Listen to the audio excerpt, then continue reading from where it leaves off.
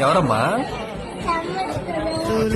ఈ తమ్ముడే తన అక్క తమ్మై లాలించే లాలించే అక్కకే తను కన్న తండ్రి పాలించే పాలించే కాలమాగి చూసిన అనుబంధమే ఇదిలే వయసు మీరిన పాసమే ఒక కావ్యమైనదిలే.